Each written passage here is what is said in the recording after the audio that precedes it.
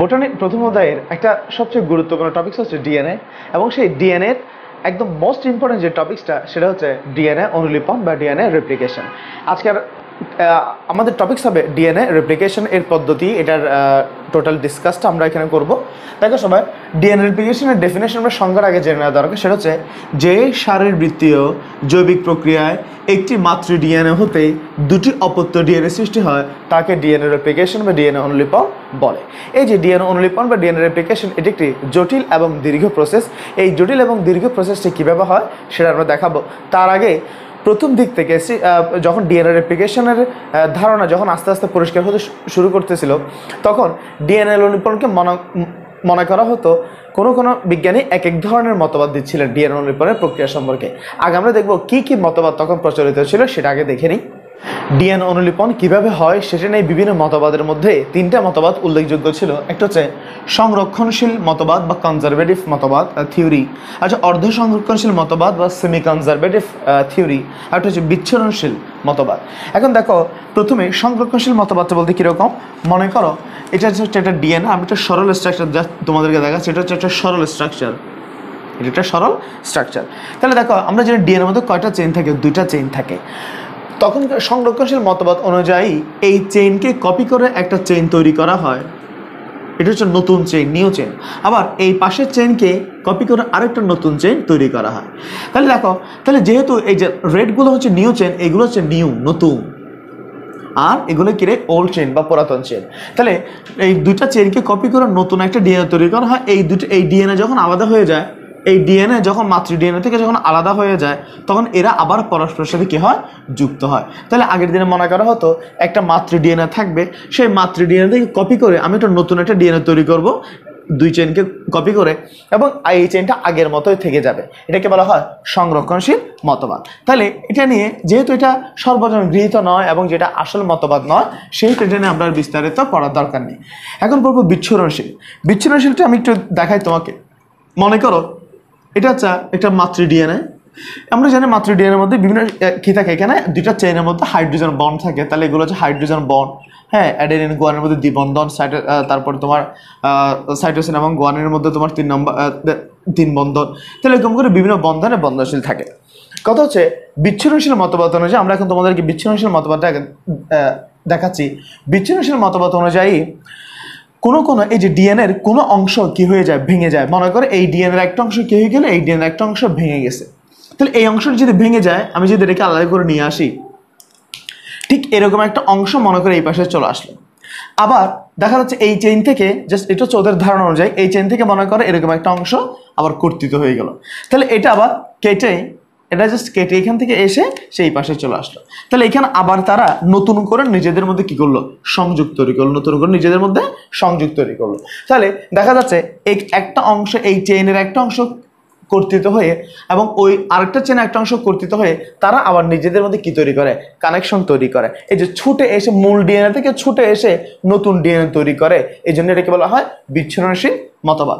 কথা হচ্ছে আসলে, তাহলে আমাদের বিচ্ছুরণশীল মতবাদ নিয়ে একটু ধারণা আমরা পেলাম। দেখা যায় পরবর্তীতে বিজ্ঞানীরা গবেষণা করে দেখতে পান আসলে ডিএনএ সংরক্ষণশীল মতবাদ অথবা বিচ্ছুরণশীল কোনো মতবাদের মাধ্যমে রেপ্লিকেশন হয় না, বরঞ্চ ডিএনএ রেপ্লিকেশন হয় অর্ধ সংরক্ষণশীল মতবাদ অনুযায়ী। কোন মতবাদ অনুযায়ী? অর্ধ সংরক্ষণশীল মতবাদ অনুযায়ী। এবং এটাই সর্বজন গৃহীত মতবাদ। এই সর্বজন গৃহীত অর্ধ সংরক্ষণশীল বা সেমি কনজারভেটিভ রেপ্লিকেশনটার বিস্তারিত প্রসেস আমরা তোমাদেরকে দেখাবো।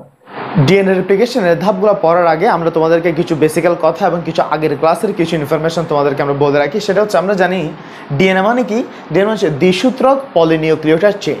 পলিনিউক্লিওটাইড মানে অনেকগুলো নিউক্লিওটাইড। অনেকগুলো নিউক্লিওটাইড বলতে আসলে কি, অনেকগুলো নিউক্লিওটাইড বলতে এখানে কি আছে, আমাকে দেখতে হবে একটা নিউক্লিওটাইডে কী কী আছে। তাহলে আমরা জানি পেন্টোজ সুগার যোগ নাইট্রোজেন গঠিত ক্ষার যোগ ফসফেট, এদের তিনজনকে বা ফসফরিক অ্যাসিডের তিনজনকে একসাথে বলা হয় নিউক্লিওটাইড। একটা জিনিস খেয়াল করো, নিউক্লিওটাইড বলতে আসলে তিনটি উপাদান। একটা হচ্ছে পেন্টোজ সুগার, নাইট্রোজেন গঠিত ক্ষারক, ফসফরিক অ্যাসিড বা ফসফেট। এদের তিনজনকে একসাথে কি বলা হয়, নিউক্লিওটাইড বলা হয়। এদের তিনজনের মিলনের মাধ্যমে নিউক্লিওটাইড গঠন হয়। কিন্তু আমরা যখন প্রকাশ করি, আমি যদি সিম্পল একটা উদাহরণ দিই তোমাকে, মনে করো কোনো মায়ের তিনজন সন্তান আছে। কোনো মায়ের কয়জন সন্তান? তিনজন সন্তান। এই সন্তানের নাম হচ্ছে এক্স ওয়াই জেড, বড়টার নাম এক্স, মেজরটা ওয়াই, আর ছোটটা কি জেড। তাহলে ওই মায়ের কয়জন সন্তান? 3 জন সন্তান। কিন্তু সামাজিকভাবে আমরা যখন কারোর নাম ধরে ডাকি বা কোনো মাকে ডাকি তখন আমরা কি বলি? এক্সের মা। অর্থাৎ প্রথম সন্তানের নাম দিয়ে ওই মাকে কি করা হয়? চিহ্নিত করা হয়। যদিও তার 3 সন্তান, কিন্তু বলা হয় এক্সের মা, আসিফের মা, জারিফের মা, হ্যাঁ, এরকম বিভিন্ন নাম ধরে ডাকা হয়। তাহলে এই যে নিউক্লিওটাইডের মধ্যে এরকম 3 জন সন্তান আছে, কিন্তু নামকরণের সময় তাকে ডাকা হয় কি দ্বারা? নাইট্রোজেন গঠিত ক্ষার দ্বারা। অর্থাৎ এ দ্বারা চিহ্নিত করা হয়, অথবা টি দ্বারা চিহ্নিত করা হয়, জি দ্বারা চিহ্নিত করা হয়, সি দ্বারা চিহ্নিত করা হয়। অনেক সময় নিউক্লিওটাইডের মধ্যে শুধুমাত্র নাইট্রোজেন গঠিত ক্ষার দ্বারা কি করা হয়? প্রকাশ করা হয়। এটা মাথায় রাখবো আমরা। একটা আমার কথা এটা গেল। আরেকটা কথা বলি এবার, ডিএনএ যে বললাম দ্বিসূত্রক পলিনিউক্লিওটাইড। দেখো আমার এখানে একটা নিউক্লিওটাইড, এখানে আমার কাছে একাধিক নিউক্লিওটাইড আছে, কিন্তু আমি এদেরকে পলিনিউক্লিওটাইড বলতে পারবো না। কেন?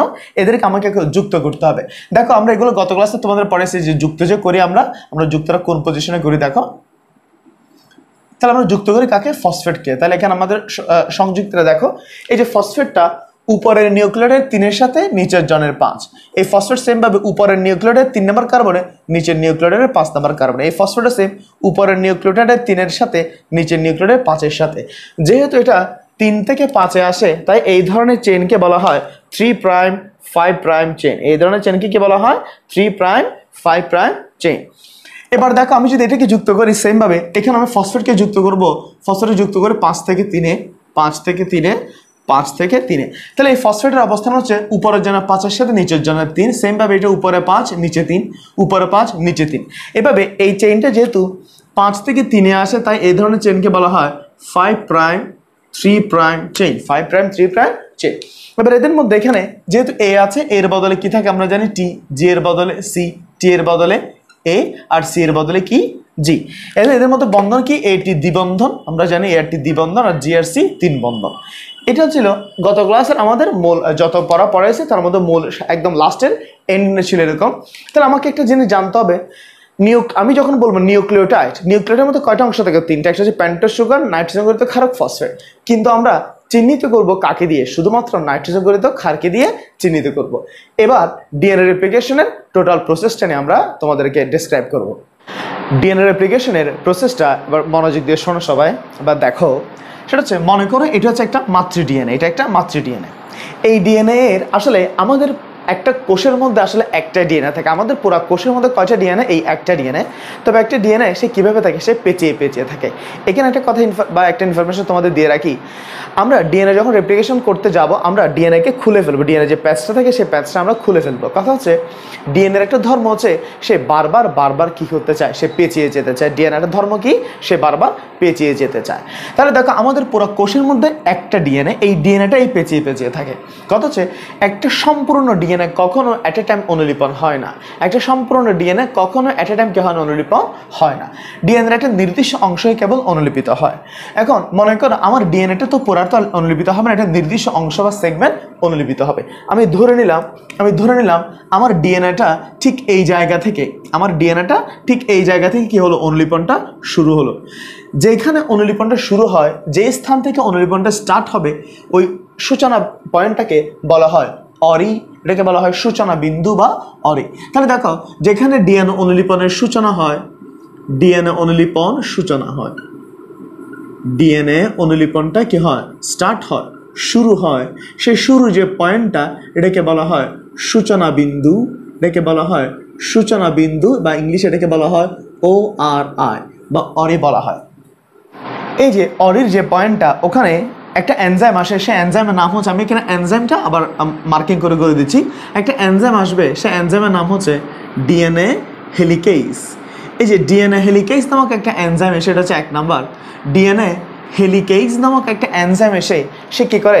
মাঝখানে যে হাইড্রোজেন বন্ধনগুলোকে কেটে দেয়। তাহলে মনে করি হাইড্রোজেন বন্ধনটাকে কেটে দিল, এই হাইড্রোজেন বন্ধনকে কেটে দিল, এই হাইড্রোজেন বন্ধনকে কেটে দিল। আসলে তিনটা বন্ধন বা চারটা বন্ধন বা একাধিক বন্ধনকে একসাথে কাটবে তা না, এটা কিন্তু আসলে কাটার সময় কয়টা করে কাটবে, একটা একটা করে কাটবে। এখন একটা জিনিস খেয়াল করো, আমি যখন এখানে আমি জাস্ট তোমাদেরকে বোঝানোর জন্য একসাথে কয়েকটা বন্ধনকে কি করে দিলাম, কেটে দিলাম, তাহলে ডিএনএ হেলিকেজ এসে মাঝখানে হাইড্রোজেন বন্ধনগুলোকে ভাঙতে শুরু করবে। একসাথে কি সব ভেঙে দিবে না, একটা একটা করে ভাঙবে। বাট তোমাদেরকে বোঝানোর জন্য আমি একাধিক বন্ধনকে একসাথে কি করলাম, কেটে ফেললাম। তাহলে দেখো যখন এখানে বন্ধনটা ভেঙে যাবে, তাহলে এই যে এখানে যেহেতু বন্ধন যুক্ত তারা কাছাকাছি থাকবে, বাট এখানে এখন তাদের মধ্যে কোনো হাইড্রোজেন বন্ধন নেই, তাহলে তারা পরস্পর থেকে কি হবে, একটু পরস্পর থেকে দূরে সরে যাবে। তোমাদেরকে বোঝানোর জন্য আমি লাইনটাকে একটু, তাহলে এরা দূরে সরে যায় তাহলে জিনিসটা কেমন দেখাবে দেখো। তাহলে এই অংশটা পরস্পর থেকে একটু দূরে সরে যাবে, তাহলে দেখো এটা দূরে সরে গেল। এই যে দূরে যে সরে যায়, তাহলে এখানে কি ছিল, জে এর বদলে কি ছিল, এখানে জে এর বদলে ছিল সি, সি এর বদলে ছিল জি, এর বদলে ছিল টি, আর এদিকে টি এর বদলে কি ছিল, এ ছিল। ঠিক আছে, যদিও ধরে নাও এই অংশটা সহ কি করলো, অর্থাৎ এটাই সূচনা বিন্দু অনেক মনে করি আমরা।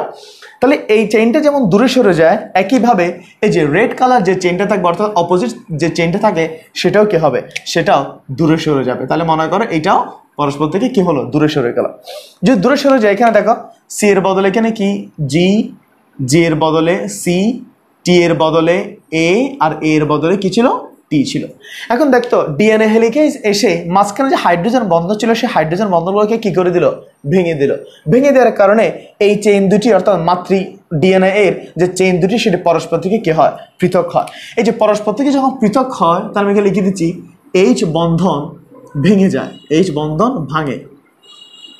এইচ বন্ধন ভাঙার কারণে তারা কি হয়, পরস্পর থেকে দূরে সরে যায়। দূরে সরে যাওয়ার কারণে দেখতে অনেকটা ইংরেজি কার মতো মনে হচ্ছে, দেখতে অনেকটা ওয়াই এর মতো মনে হয়। দেখতে কার মতো মনে হয়, ওয়াই এর মতো। এই যে দেখতে ওয়াই এর মতো মনে হয়, তাই এটাকে বলা হয় ওয়াই ফর্ক। এটাকে বলা হয় ওয়াই ফর্ক, FORK, অথবা রেপ্লিকেশন ফর্ক, ওয়াই ফর্ক বা রেপ্লিকেশন ফর্ক। এটাকে অনেক সময় রেপ্লিকেশন ফর্ক না বলে রেপ্লিকেশন আই ও বলা হয়। এমসিকিউতে আসতে পারে রেপ্লিকেশন আই কে গঠন করে, বা রেপ্লিকেশন আই কোথায় পাওয়া যায়। এই যে রেপ্লিকেশন ফর্ক বা রেপ্লিকেশন আই তৈরি হলো, তাহলে পরস্পর দুটা চেইন পরস্পর থেকে পৃথক হয়ে গেল। আমরা একটু আগে বলেছিলাম যে ডিএনএ একটা ধর্ম হচ্ছে সে বারবার পেঁচিয়ে যেতে চায়। এখন আমি একটা কাজ করার জন্য এদেরকে আলাদা করলাম, তারা যদি আবারও পরস্পরের সাথে যুক্ত হয়ে যায়, পেঁচিয়ে যায়, আমি আমার কাজটা করতে পারবো না। যেহেতু আমার কাজটা করতে পারবো না, তাই এখানে একটা প্রোটিন এসে কাজ করে। এখানে আসলে তিন ধরনের প্রোটিন কাজ করে, একটা হচ্ছে গাইরেস, এগুলো হচ্ছে এনজাইম, সবগুলো এনজাইম, অথবা এপি আইসোমারেস, গাইরেস অথবা এপি আইসোমারেস। আর একটা এনজাইম আছে এবং সিঙ্গেল স্ট্র্যান্ড বাইন্ডিং প্রোটিন, আমি লিখে দিচ্ছি এখানে single strand, STRAND, single strand binding protein, single strand binding protein. এটার আবার একটা সংক্ষিপ্ত নাম আছে, সেই নামটা হচ্ছে SSBP। এই যে সিঙ্গেল স্ট্র্যান্ড বাইন্ডিং প্রোটিন, গাইরেস অথবা এপি আইসোমারেস, এখানে একটু বলে রাখা ভালো, গাইরেস কাজ করে অনুন্নত কোষে, আদি কোষে। গাইরেস কাজ করে কোথায়, আদি কোষে। আর এপি আইসোমারেস এটা কাজ করে প্রকৃত কোষে, অর্থাৎ ইউক্যারিওটিকের মধ্যে। তাহলে আদি কোষে গাইরেস এবং সিঙ্গেল স্ট্র্যান্ড বাইন্ডিং প্রোটিন, আর প্রকৃত কোষে এপি আইসোমারেস এবং সিঙ্গেল স্ট্র্যান্ড বাইন্ডিং প্রোটিন। এটা কিন্তু কমন, এটা সবার জন্য কমন, কিন্তু গাইরেস এবং এপি আইসোমারেসের মধ্যে গাইরেসটা শুধুমাত্র কোথায়, আদি কোষে।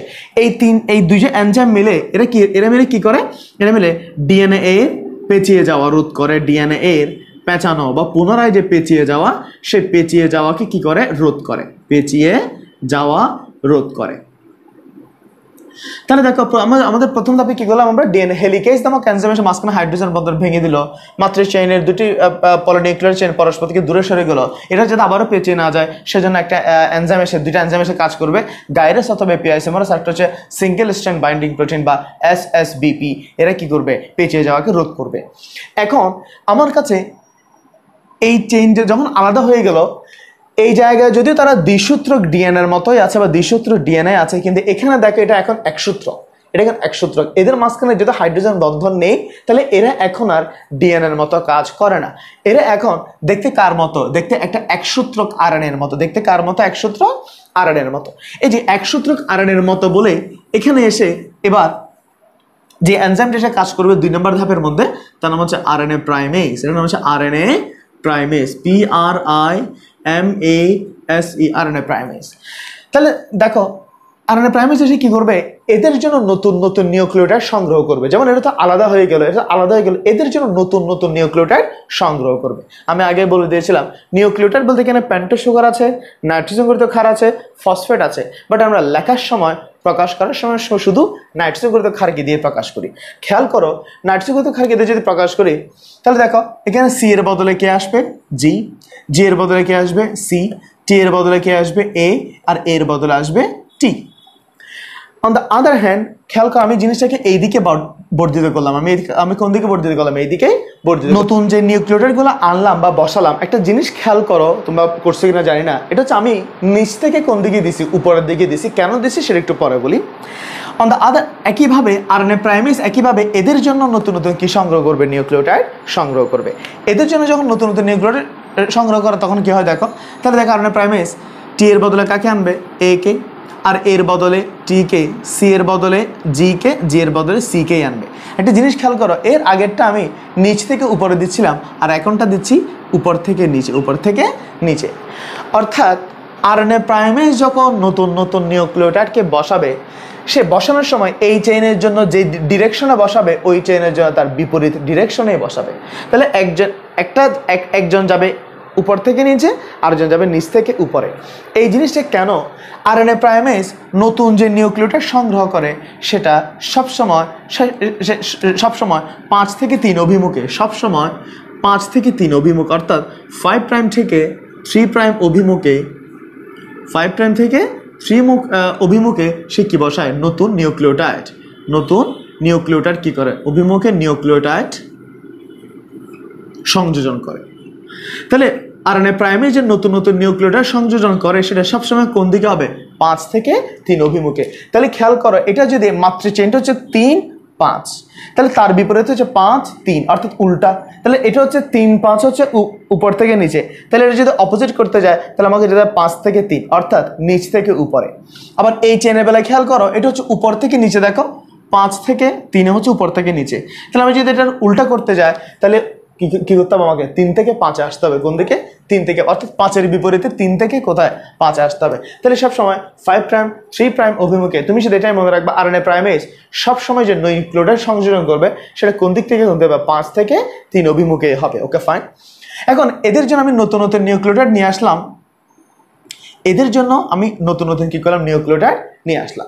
এই যে নিউক্লিওটাইড আনার পর এখন কি আমি এদেরকে দুইজনকে কি একসাথে পলিনিউক্লিওটাইড বলতে পারবো? আমি কি এদেরকে পলিনিউক্লিওটাইড বলতে পারবো? বলতে পারবো না। কেন? এদেরকে কি করতে হবে, যুক্ত, আগে এদের মধ্যে একটা চেইন তৈরি করতে হবে, এদের মধ্যে একটা চেইন তৈরি করতে হবে। এখন আরেকটা এনজাইম আসবে, সেই এনজাইমের নাম হচ্ছে ডিএনএ পলিমারেজ। ডিএনএ পলিমারেজ, আসলে ডিএনএ পলিমারেজ আবার 3 ধরনের। ডিএনএ পলিমারেজ কয় ধরনের? ডিএনএ পলিমারেজ 3 ধরনের। DNA polymerase 1, DNA polymerase 2, DNA polymerase 3। এখানে যে এনজাইমটা আসে সেটা হচ্ছে ডিএনএ পলিমারেজ 3। ডিএনএ পলিমারেজ 3 এসে কি করে, এদের মধ্যে একটা কানেকশন তৈরি করে। তাহলে এদের মধ্যে একটা কানেকশন তৈরি করে, তাহলে টি এর সাথে এ এর একটা কি করে দিল, কানেকশন। তাহলে এদের সবাই মিলে একটা কানেকশন তৈরি করে দেয়, এদেরকে যুক্ত করে দেয়।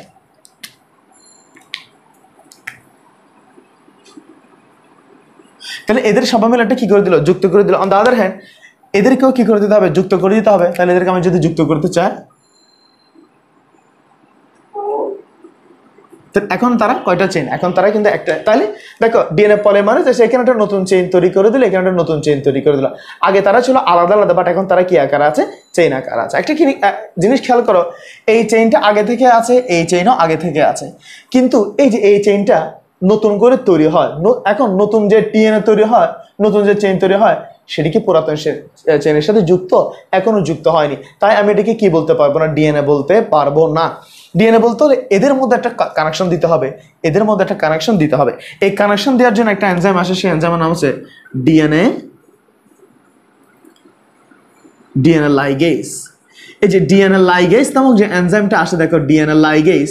লাইগেজ দিয়ে মনে রাখবা, লাইগেজ যে লাগাই দেয়, যে লাগাই দেয়, যে কানেকশন করে দেয়। তাহলে দেখো এই ডিএনএ লাইগেজ কি করবে, এখানে মাঝখানে এদেরকে যুক্ত করে দিবে, এ আর টি এর মধ্যে দ্বিবন্ধন করে দিবে, টি আর এর মধ্যে দ্বিবন্ধন, জি আর সি 3 বন্ধন, সি আর জি 3 বন্ধন।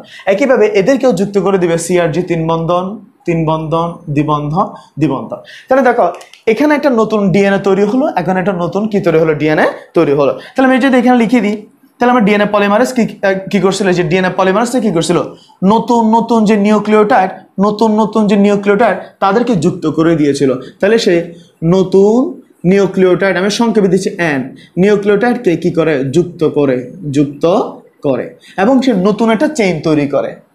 এখন ডিএনএ লাইগেজ কি করে, দেখো ডিএনএ লাইগেজ নতুন যে চেইনটা তৈরি হয় সেই চেইনকে পূর্বের চেইনের সাথে যুক্ত করে দেয়, নতুন যে চেইনটা তৈরি হয় সেই চেইনটাকে পূর্বের চেইনের সাথে যুক্ত করে। তাহলে এখানে নতুন পিএন চেইনকে পূর্বের পিএন চেইনের সাথে যুক্ত করে। আমি যদি এখানে ছোট করে দেখাচ্ছি, তাহলে এখানে একটা ছোট ডিএনএ হয়েছে, এখানে একটা ছোট ডিএনএ হয়েছে। এই জিনিসটা কিন্তু কন্টিনিউয়াস, শুধু এখানে যে থেমে থাকবে তা নয়, কিন্তু কন্টিনিউয়াস এদিকে চলতে থাকবে। তাহলে এদিকে চলতেছে কাজ চলার সময়, তাহলে দেখো যখন এখানে আরএনএ প্রাইমেজ যখন কাজ করে ডিএনএ হেলিকেজ তখন সামনে চলে যায়, ডিএনএ হেলিকেজ যখন আরো সামনে চলে যায় আরএনএ প্রাইমেজ তখন পেছনে আসে, অর্থাৎ এরা সবাই ওয়ান বাই ওয়ান কাজ করতে থাকে। ডিএনএ হেলিকেজ এখানে পাকটা খুলে গিয়ে সে বসে থাকে না, সে কিন্তু কোন দিকে অগ্রসর হতে থাকে, সামনে অগ্রসর হতে থাকে। তাহলে ডিএনএ রেপ্লিকেশন এই কাজটা কিন্তু অটোমেটিক চলমান থাকে, সবসময় সামনের দিকে অগ্রসরমান থাকে। এখন এখানে একটা ডিএনএ তৈরি হয়, দেখো এই জিনিসটা একটা নতুন একটা ডিএনএ, আর এখানে একটা নতুন একটা কি তৈরি হলো, ডিএনএ তৈরি হলো। এটা যে কোনো কাজের সময় একটা কি হতে পারে, ভুল ত্রুটি হতে পারে, যে কোনো কাজের সময় কি হতে পারে, ভুল ত্রুটি হতে পারে। একইভাবে এই ডিএনএতে কি থাকতে পারে, ভুল ত্রুটি থাকতে পারে। কিরকম ভুল ত্রুটি, মনে করো আমি জাস্ট ধরে নিলাম সি এর বদলে কে আসার কথা, জি, কিন্তু এখানে কোনো কারণে সি এর বদলে জি না এসে মনে করে এখানে টি চলে আসলো, তাহলে এটা একটা ভুল। আবার টি আর এর মধ্যে কয় বন্ধন থাকার কথা, দ্বিবন্ধন, কিন্তু কোনো কারণে মনে করে এখানে 3 বন্ধন হয়ে গেছে, তাহলে এরকম বিভিন্ন কি হতে পারে, ভুল ত্রুটি হতে পারে। তাহলে যেমন এখানে সি এর বদলে জি আসার কথা কিন্তু চলে আসছে টি, টি আর এর মধ্যে দ্বিবন্ধন থাকার কথা কিন্তু বন্ধন হয়ে গেছে 3টা। দ্যাট মিনস এগুলো কতগুলো কি হতে পারে, ভুল হতে পারে। একইভাবে ডিএনএ অনুলিপনের সময় বিভিন্ন ভুল হতে পারে। যদি কোনো ভুল হয় সেই ভুলটাকে আমাকে কি হতে হবে, চেক দিতে হবে। এই যে ভুলটাকে যে চেক দেওয়া, এই চেক দেওয়াকে বলা হয় কোনো ভুল আছে কিনা, এটাকে বলা হয় প্রুফ রিডিং, প্রুফ রিডিং মানে হচ্ছে কোনো ধরো যদি কোনো ত্রুটি থাকে, সেই ত্রুটিটাকে কি করা, ডিটেক্ট করা, বাছাই করা যে এখানে ত্রুটি আছে। এখন এই যে প্রুফ রিডিং করে ফেললাম, আমি যখন প্রুফ রিডিং করতে গেলাম দেখি এখানে একটা ভুল হয়েছে, এখানে একটা ভুল হয়েছে। আবার প্রুফ রিডিং হওয়ার সময় দেখো এখানে দেখা যায় এইটাকে আবার কি করতে হবে, কারেকশন করতে হবে। এটাকে আমার কি করতে হবে, কারেকশন করতে হবে। এই যে কারেকশন করে দেওয়া বা একটা যে ভুল পেলাম, এই ভুলটাকে বলা হয় মিসম্যাচিং, এই ভুলটাকে কি বলা হয়, মিসম্যাচিং। তাহলে দুটো কিন্তু আলাদা, একটু খেয়াল করিও। আমি একটা জিনিস আমি জাস্ট চেক করলাম এটা ঠিক আছে কিনা নেই, সেটাকে বলা হয় প্রুফ রিডিং। চেক করার পর দেখলাম এখানে আসলে ভুল আছে, যদি ভুল থাকে সেই ভুলটাকে বলা হয় মিসম্যাচিং। তাহলে চেক করাটাকে প্রুফ রিডিং, আর ভুল থাকাটাকে বা ভুল হলে এই ভুলটাকে বলা হয় মিসম্যাচিং। যদি মিসম্যাচিং হয় সেটাকে আমাকে কি করতে হবে, সংশোধন করতে হবে। প্রুফ রিডিং করার পরে সেটাকে সংশোধন করার জন্য একটা এনজাইম আছে, সেই এনজাইমের নাম হচ্ছে ডিএনএ লাইএজ। সেই এনজাইমের নাম হচ্ছে ডিএনএ লাইএজ। এই লাইএজ কি করে, ডিএনএ লাইএজ কি করে, সে কি করে, প্রুফ রিডিং করে। আমি সংক্ষেপে লিখে দিচ্ছি প্রুফ রিডিং, পিআর মানে হচ্ছে প্রুফ রিডিং। তাহলে সে প্রুফ রিডিং করবে এবং সে মিসম্যাচ শনাক্ত করে, এমএম মানে হচ্ছে মিসম্যাচ কি করে, শনাক্ত করে। তাহলে মিসম্যাচ শনাক্ত করে এবং তা কি করে, সংশোধন করে। ডিএনএ অনুলিপনের আরো বিভিন্ন কথা আছে, তার আগে আমরা এখানকার মূল ইনফরমেশনগুলো একবার জেনে নিই। তাহলে ডিএনএ, পুরো ডিএনএ কিন্তু একসাথে কি হয় না, অনুলিপিত হয় না, একটা নির্দিষ্ট অংশ থেকে ডিএনএ অনুলিপন শুরু হয়। যেখান থেকে শুরু হবে এটাকে বলা হয় ডিএনএ অনুলিপনের যে শুরু, এটাকে বলা হয় সূচনা বিন্দু বা ORI। অরিতে এসে ডিএনএ হেলিকেজ নামক একটা এনজাইম আসবে, ডিএনএ হেলিকেজ, আমি এনজাইমটি একটু মার্ক করি। তাহলে ডিএনএ হেলিকেজ নামক এনজাইম এসে মাতৃ ডিএনএ অণু চেইনের মধ্যে হাইড্রোজেন বন্ধন কি করে দেয়, ভেঙে দেয়। হাইড্রোজেন বন্ধন ভেঙে দিলে তারা পরস্পর থেকে দূরে সরে যায়। দূরে সরে গেলে দেখতে ওয়াই এর মতো মনে হয়, এটাকে বলা হয় ওয়াই ফর্ক বা রেপ্লিকেশন আই। এরপরে একটা এনজাইম আসবে, তখন দেখতে কিন্তু আরএনএ এর মতো মনে হয়, যদিও তারা আরএনএ না। তাহলে দেখো দেখতে আরএনএ এর মতো মনে হয় বলে এটাকে বলা হয়, একটা এনজাইম আসে তখন, সেটা হচ্ছে আরএনএ প্রাইমেজ। আরএনএ প্রাইমেজ নতুন নতুন নিউক্লিওটাইড সংগ্রহ করে এবং ওই নিউক্লিওটাইডগুলোকে সে বসায়। কোন অভিমুখে বসায়? 5 থেকে 3 অভিমুখে বসায়। সবসময় 5 থেকে 3 অভিমুখেই বসাবে, সংযোজন করবে। সংযোজন করার পর নতুন নতুন যে নিউক্লিওটাইডকে বসালো তাদেরকে যুক্ত করবে ডিএনএ পলিমারেজ 3। ডিএনএ পলিমারেজ 3 নামক এনজাইম নতুন নতুন নিউক্লিওটাইডকে যুক্ত করে নতুন পলিনিউক্লিওটাইড চেইন তৈরি করবে। এখন নতুন পলিনিউক্লিওটাইড চেইন তৈরি হলো, নতুন পলিনিউক্লিওটাইড চেইন তৈরি হলো, তাকে আবার পূর্বের চেইনের সাথে যুক্ত করতে হবে। এই যুক্ত করার জন্য, এই লাগা দেওয়ার জন্য একটা এনজাইম আসবে, তার নাম হচ্ছে ডিএনএ লাইগেজ। সে কি করে? নতুন পিএন চেইনকে পূর্বের পিএন চেইনের সাথে কি করে? যুক্ত করে। এখন যে কোনো কাজের মধ্যে ভুল ত্রুটি হতে পারে, আমাকে চেক করতে হবে এটা কি ভুল আছে কিনা নেই। এই চেক করাটাকে বলা হয় প্রুফ রিডিং। চেক করার পর আমি একটা ভুল পেলাম, যে এখানে ভুল পেলাম, এই ভুলটাকে বলা হয় মিসম্যাচিং। তাহলে ডিএনএ লাইগেজ নামক এনজাইম এসে, দেখো লাইগেজ নামক এনজাইম এসে সে আর মানে সরি এটা হচ্ছে পিআর, প্রুফ রিডিং, মিসম্যাচিং, শনাক্তকরণ এবং তাকে কি করে? সংশোধন করে। দেখো এখানে আমি কি করে দিলাম? সংশোধন করে দিলাম। জে এর বদলে সি কে এনে দিলাম, আর এখানে দ্বিবন্ধনটা 3 বন্ধন কেটে দ্বিবন্ধন করে দিলাম। তাহলে এখন আর কোনো কিনে ভুল নেই। এখন দেখো এই যে মিসম্যাচিং হওয়াটা, প্রুফ রিডিং হওয়াটা, এটা আবার পার্থক্য হয়। এক চেনের সাথে আর চেনে কি হয়? পার্থক্য হয়। সে পার্থক্যটা তোমাদেরকে আমি একটু দেখাই। চলো সবাই মিলে আমাদের যে নতুন ডিএনএ, সেই ডিএনএর আমরা কি করি? প্রুফ রিডিং করি। দেখো এই যে প্রুফ রিডিং করার সময় অর্থাৎ কোথায় কোথায় ভুল আছে সেটা আমি বের করব। দেখো আগে এই ডিএনএটা দেখি আমরা। যেমন এখানে আমার কাছে এখন দুটো যে ডিএনএ আছে, এটা একটা ডিএনএ, এটা একটা ডিএনএ। এই ডিএনএর মধ্যে দেখা যায় ভুলের পরিমাণটা দেখো, জাস্ট এখানে টি আর এর মধ্যে বন্ধন থাকার কথা, কিন্তু এখানে কোনো এখানে কোনো বন্ধন দেওয়া হয়নি। তাহলে এটা একটা পয়েন্ট পেলাম যেখানে কি হলো? যেখানে ভুল হইল। আবার এখানেও সি আর টি এর মধ্যে কোনো বন্ধন দেখা যাচ্ছে না, তাহলে এটা একটা ভুল। আবার দেখো সি এর বদলে জি আসার কথা, কিন্তু এখানে আসছে কি? টি, তাহলে এটা একটা কি হলো? ভুল। এ আর টি এর মধ্যে দ্বিবন্ধন থাকার কথা, কিন্তু এখানে আছে এক বন্ধন, তাহলে এটাও একটা ভুল। এখন দেখো আবার এখানে জি আর সি এর মধ্যে কয় বন্ধন? 3 বন্ধন থাকার কথা, কিন্তু এখানে আছে কয় বন্ধন? দ্বিবন্ধন, তাহলে এটাও একটা ভুল। এভাবে দেখো টোটাল এই যে চেইনের মধ্যে টোটাল কয় জায়গায় ভুল হয়েছে? 1 2 3 4টা জায়গায় ভুল হয়েছে। আবার এই ডিএনএতে খেয়াল করি, এই ডিএনএতে এখানে কোনো ভুল নেই, এখানে কোনো ভুল নেই, এখানেও কোনো ভুল নেই, বাট এই পয়েন্টের মধ্যে একটা কি পাচ্ছি? এই পয়েন্টের মধ্যে একটা ভুল পাচ্ছি। কি ভুল? জিএসসি এর মধ্যে 3 বন্ধন থাকার কথা, এখানে কোনো বন্ধন দেয়া নাই, তাহলে এটা একটা ভুল পাচ্ছি। আবার এখানে এআর টি এর মধ্যে দ্বিবন্ধন, আর এখানে এআর টি এর মধ্যে তোমার দ্বিবন্ধন থাকার কথা, এখানে এক বন্ধন আছে, এটা একটা ভুল পাচ্ছি। আর কোনো ভুল নেই। দেখো একটা জিনিস খেয়াল করো, এই যে চেইনের মধ্যে এই ডিএনএটার মধ্যে টোটাল আমি 4টা ভুল পেলাম। 1 2 3 4, আমি একটা মার্কিং করে দিই। এখানে টোটাল কয়টা ভুল পেলাম? 4টা। আর এখানে ভুল পেলাম কয়টা? 2টা। এভাবে প্রতি 1000টি নিউক্লিওটাইড বা প্রতি 1000 জোড়া নাইট্রোজেন গঠিত ক্ষারকে যুক্ত করতে গেলে একটা ভুল হতে পারে। তাহলে ভুলের সম্ভাবনা কত? 1000-এ একটি। 1000-এ কয়টি? একটি। অর্থাৎ এখানে যদি 1000 জোড়া নিউক্লিওটাইডকে যুক্ত করা হয়, একটা ভুল হওয়ার সম্ভাবনা থাকে। বাট তোমাদেরকে বোঝানোর জন্য আমি এখানে অল্প এর মধ্যে বেশি ভুল দেখাচ্ছি। তাহলে আমার মধ্যে এখন দুইটা চেইন, একটা এটা এই চেইনটা, আরেকটা হচ্ছে এই চেইন। এই দুটো চেইনের মধ্যে দেখা যায় একটিতে ভুলের পরিমাণ কম, একটিতে ভুলের পরিমাণ বেশি। যেই চেইনের মধ্যে ভুলের পরিমাণ কম, অর্থাৎ যেটা মোটামুটি নিরবিচ্ছিন্ন, মোটামুটি স্মুথলি চলে যায়, তাহলে যে চেইন এ ভুলের পরিমাণটা কম বা প্রায় কম, সরি একেবারেই নেই বললেই চলে, তাহলে যে চেইনে ভুলের পরিমাণ কম, ওই চেইনটাকে বলা হয় লিডিং স্ট্র্যান্ড। তাকে বলা হয় লিডিং স্ট্র্যান্ড। তোমাদের মধ্যে মনে করো আমরা অনেক সময় ক্লাস ক্যাপ্টেন নির্বাচন করি, স্টুডেন্টদের মধ্যে আমরা ক্লাস ক্যাপ্টেন নির্বাচন করি। যার পরীক্ষার রেজাল্ট ভালো, যার দোষ ত্রুটি কম, যে আগায় থাকে, তাকে আমরা কি বলি? লিডার। একইভাবে যে চেইনের মধ্যে ভুলের পরিমাণ কম, ভুল কম, তাহলে যে চেইনের মধ্যে ভুলটা কম, তাকে কি বলা হয়? লিডিং স্ট্র্যান্ড বলা হয়। অন দ্য আদার হ্যান্ড, এখানে দেখে এই চেইনের মধ্যে ভুলের পরিমাণটা বেশি। তাহলে দেখো যে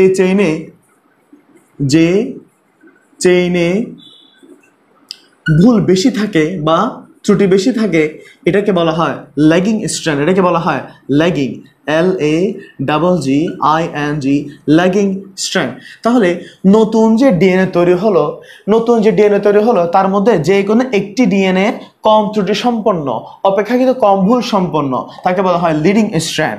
আর একটা চেইনের মধ্যে দেখা যায় ভুলের পরিমাণটা অনেক বেশি, যেখানে ভুলের পরিমাণটা অনেক বেশি তাকে বলা হয় ল্যাগিং স্ট্র্যান্ড। এখন এই যে ল্যাগিং স্ট্র্যান্ডের মধ্যে বা লিডিং স্ট্যান্ডের মধ্যে যেখানে যেখানে ত্রুটি দেখা যায়, তাহলে দেখো এটা একটা ত্রুটিপূর্ণ এলাকা, যেমন এটা ত্রুটিপূর্ণ এলাকা, ত্রুটিপূর্ণ এলাকা, এটাও ত্রুটিপূর্ণ। এই যে ত্রুটিপূর্ণ যে এলাকাগুলো আছে, ত্রুটিপূর্ণ যে এলাকা আছে, ত্রুটিপূর্ণ এলাকাকে বলা হয়, ত্রুটিপূর্ণ যে অংশটা, ত্রুটিপূর্ণ অংশকে বলা হয় Okazaki, OKAZAKI, Okazaki fragment, Okazaki fragment. এই জাপানিজ একজন বিজ্ঞানীর নামে এটাকে নামকরণ করা হয়। তাহলে ত্রুটিপূর্ণ অংশের মধ্যে ল্যাগিং স্ট্যান্ডের মধ্যে, এটা সাধারণত ল্যাগিং স্ট্যান্ডে বেশি পাওয়া যায়। ল্যাগিং স্ট্যান্ডের যে ত্রুটিপূর্ণ এলাকা, সেই ত্রুটিপূর্ণ এলাকাকে বলা হয় ওকাজাকি ফ্র্যাগমেন্ট। এই ওকাজাকি ফ্র্যাগমেন্টে কিন্তু পরীক্ষায় আসবে। তাহলে দেখো এগুলো সবগুলো এক একটা কি ওকাজাকি ফ্র্যাগমেন্ট। তাহলে এটার জন্য কি করতে হবে, ডিএনএ লাইএস এনজাইম এসে এদেরকে আবার সংশোধন, অর্থাৎ মিসম্যাচিং যেটা আছে সেই মিসম্যাচিংটাকে কি করে দেয়, সংশোধন করে দেয়। কথা হচ্ছে স্বাভাবিকভাবে ল্যাগিং স্ট্যান্ড হলেও ত্রুটিপূর্ণ জায়গা থাকলে সেটাকে আবার কি করা হয়, সংশোধন করা হয়। কিন্তু যদি সংশোধন করা না যায় বা যদি এভাবে বারবার ভুল হতেই থাকে, নতুন যে ডিএনএ সেখানে যদি বারবার ভুল হতেই থাকে, তখন বিভিন্ন ধরনের অসুখ দেখা দেয়। এই যে বিভিন্ন যে অসুখ দেখা দেয় ল্যাগিং স্ট্যান্ডের কারণে, যে বিভিন্ন অসুখ দেখা দেয়, তার মধ্যে একটা গুরুত্বপূর্ণ অসুখ হচ্ছে জেরোডার্মা। আমি লিখে দিচ্ছি এখানে, জেরোডার্মা পিগমেন্টোসা। আরো আছে বিভিন্ন ধরনের ক্যান্সার হতে পারে, বিভিন্ন ধরনের স্কিনের ক্যান্সার হতে পারে, ঠিক আছে, স্কিনের ক্যান্সার হতে পারে। এক ধরনের কোলন ক্যান্সার হতে পারে, কোলন ক্যান্সার, পরিপাকতন্ত্রের ক্যান্সার হতে পারে, কোলন ক্যান্সার হতে পারে। তাহলে স্কিন ক্যান্সার আর কোলন ক্যান্সার তোমরা মোটামুটি বুঝতেছো। আরেকটা হচ্ছে জেরোডার্মা পিগমেন্টোসা। ওয়ার্ডটাকে ভেঙে দেখলে আমরা একাধিক ওয়ার্ড পাই। সেটা হচ্ছে জেরোডার্মা ওয়ার্ডটাকে ভেঙে দেখলে দুটো ওয়ার্ড, একটা হচ্ছে জেরো, একটা হচ্ছে ডার্মা। পিগমেন্টোসা ওয়ার্ডটা আসছে কোথা থেকে, পিগমেন্ট থেকে। তাহলে এখানে নামকরণটা বলে, জেরো মানে হচ্ছে শুষ্ক, জেরো মানে কি শুষ্ক, আর ডার্মা কথাটা আসছে ডার্ম থেকে, ডার্ম মানে হচ্ছে ত্বক, আর পিগমেন্টোসা মানে হচ্ছে, পিগমেন্ট মানে হচ্ছে দানা, বিভিন্ন ধরনের রঞ্জক পদার্থ। ঠিক, পিগমেন্ট মানে হচ্ছে রঞ্জক পদার্থ, অর্থাৎ ত্বকের মধ্যে কিছু দানা দানা বিভিন্ন রঞ্জক পদার্থ, সাধারণত এগুলো কালো বর্ণয় দেখা যায়। ত্বকের মধ্যে কালো কালো কালো কালো হয়ে কতগুলো গুটি গুটি দানা দেখা দেবে, তাই বলা হয় পিগমেন্টোসা। কোথায়, ত্বকের মধ্যে। আর ত্বকটা কি হয়, শুষ্ক হয়, ত্বক কি হয়, শুষ্ক হয়ে যায়। শীতকালে যেমন চামড়া ত্বক ফেটে যায়, শুষ্ক হয়ে যায়, তাই ঠিক এরকম পুরো দেহের মধ্যে হবে। এটাকে বলা হয় জেরোডার্মা পিগমেন্টোসা। জেরোডার্মা পিগমেন্টোসা কিন্তু এক ধরনের কি খুব ডেঞ্জারাস, অনেক সময় মারণঘাতী রোগের সৃষ্টি হয়। আর স্কিন ক্যান্সার আর কোলন ক্যান্সার আছে বিভিন্ন কারণ। অনেক সময় জন্মগত ত্রুটিতেও কিন্তু এই সমস্ত সমস্যা হতে পারে। এই যে এই ডিএনএ যে অনুলিপনের সময়, এটা কিন্তু একটা জন্মগত ত্রুটি হতে পারে, ক্রোমোজোমাল ডিফেক্টও হতে পারে। আবার বড় হওয়ার পর বিভিন্ন ধরনের ঔষধ, বিভিন্ন ধরনের বিষাক্ত পদার্থ, কিছু ঔষধ এবং আর কিছু আছে তোমাদের বলতে লিখছে কার্সিনোজেনিক। এই যে কার্সিনোজেনিক পদার্থ, এখন কার্সিনোজেনিক ওয়ার্ডটাকে ভেঙে দেখলে আমি দুটো ওয়ার্ড পাচ্ছি, একটা হচ্ছে কার্সিনো, একটা হচ্ছে জেনিক।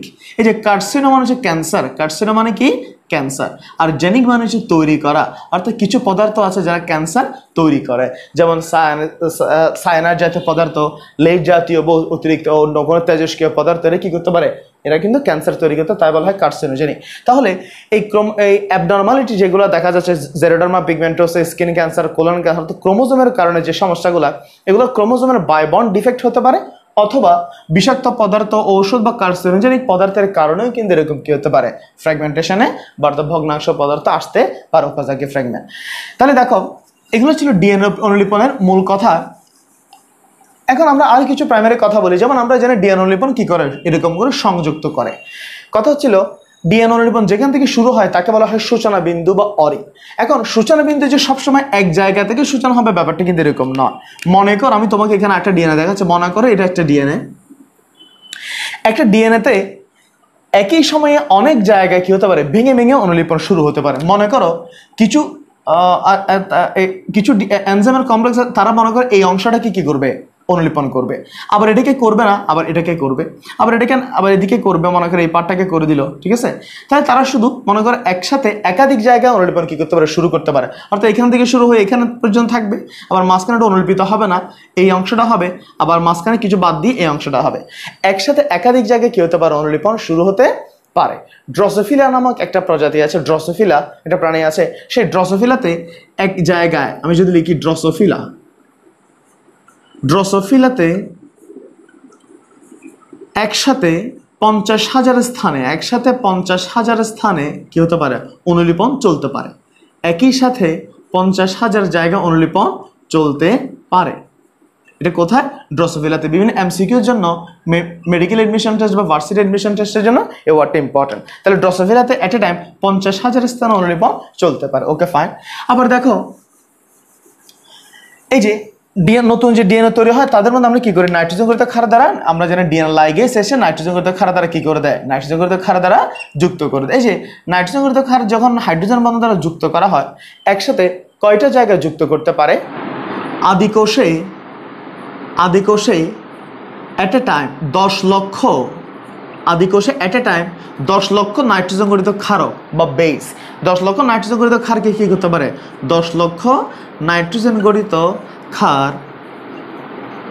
ক্ষারক বা বেস, ক্ষারক মানে কি, বেস কি করতে পারে, সংযুক্ত করতে পারে। তাহলে আদিকোষে প্রায় এট এ টাইম 10 লক্ষ নাইট্রোজেন গঠিত ক্ষারকে একসাথে এট এ টাইম কি করতে পারে, তারা যুক্ত করতে পারে। কিন্তু প্রকৃত কোষে এই রেটটা একটু কম, সেটা হচ্ছে কত, 500 থেকে 5000।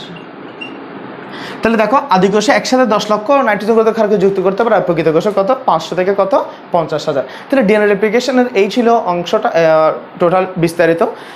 আশা করি তোমাদের বুঝতে কোনো অসুবিধা হবে না। এরপরে যদি কোনো বুঝতে অসুবিধা হয় আমাদেরকে জানাবে সবাই। আজকে এতটুকু পর্যন্ত ছিল। ধন্যবাদ সবাইকে, ভালো থাকবে।